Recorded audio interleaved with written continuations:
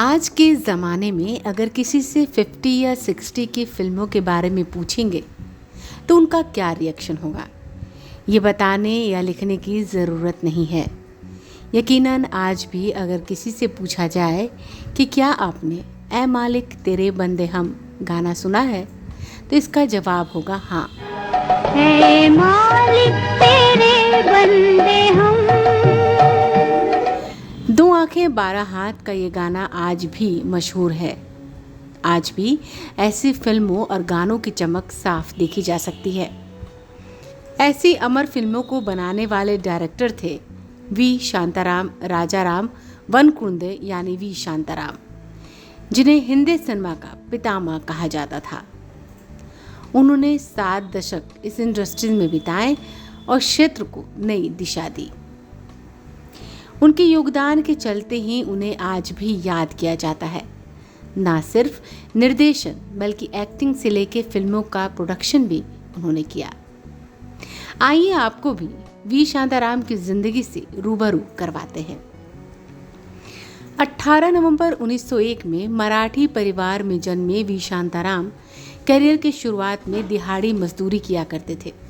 फिर वह थिएटर से जुड़े।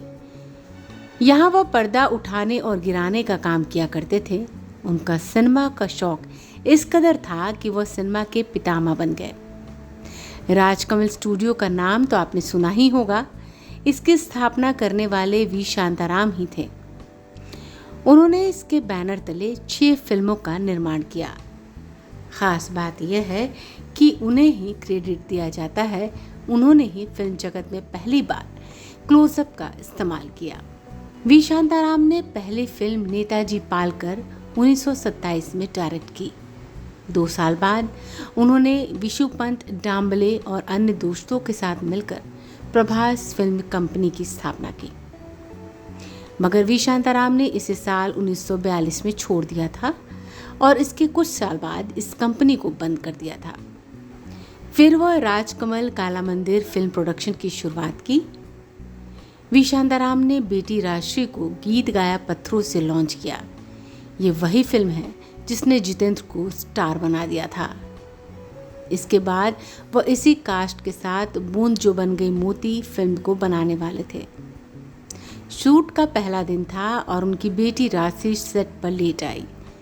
इससे वह गुस्सा हो गए और उसूलों के चलते उन्होंने बेटी को फिल्म से बाहर कर दिया। फिर इस फिल्म में मुमताज़ को कास्ट किया गया और फिल्म को बनाया गया। निर्देशक का फिल्मों के अलावा म्यूजिक से भी काफ़ी लगाव था। उन्होंने कई फिल्मों में गुमनाम होकर म्यूजिक भी दिया। वह सीक्रेट नाम से फिल्मों में म्यूजिक दिया करते थे। वह चार्ली चैपलिन से प्रेरित थे।